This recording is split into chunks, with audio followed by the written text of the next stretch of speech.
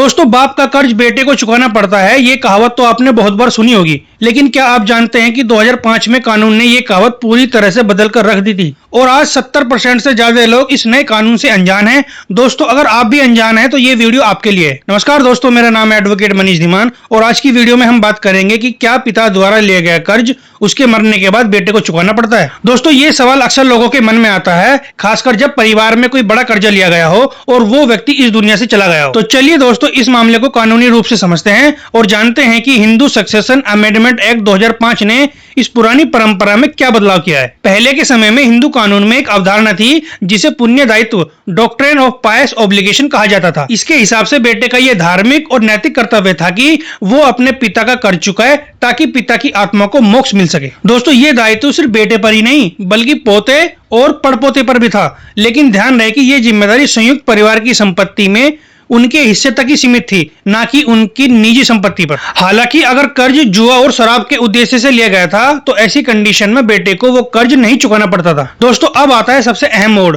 9 सितंबर 2005 को Hindu succession amendment act 2005 लागू हुआ। हिंदू सक्सेशन अमेंडमेंट एक्ट की धारा 6(4) के तहत अब कोई भी कोर्ट बेटे, पोते या पड़पोते को उनके पिता, दादा या परदादा के कर्ज के लिए सिर्फ पुण्य दायित्व के आधार पर जिम्मेदार नहीं ठहराया जा सकता। यानी 2005 के बाद लिए गए किसी भी कर्ज के लिए पिता की मृत्यु के बाद बेटे पर कोई भी कानूनी दायित्व नहीं है। बाप का कर्ज अब उसकी अपनी व्यक्तिगत जिम्मेदारी है और वो उसकी संपत्ति से चुकाया जाएगा। हालांकि दोस्तों, ये एक एक्सेप्शन है। अगर कर्ज 9 सितंबर 2005 से पहले लिया गया था तो वहां पुराना कानून लागू होगा और बेटे को वो कर्ज चुकाना पड़ सकता है। दोस्तों, इस मामले पर आधारित यहाँ 2 केस साइटेशन हैं। सिद्धेश्वर मुखर्जी वर्सेस भुवनेश्वर प्रसाद 1953 और फकीर चंद वर्सेस हरमन कौर 1966। दोस्तों, इन दोनों मामलों में भी सुप्रीम कोर्ट ने पुराने कानून के तहत इस दायित्व को स्वीकार किया था। लेकिन अब 2005 का संशोधन सबसे मजबूत कानून है।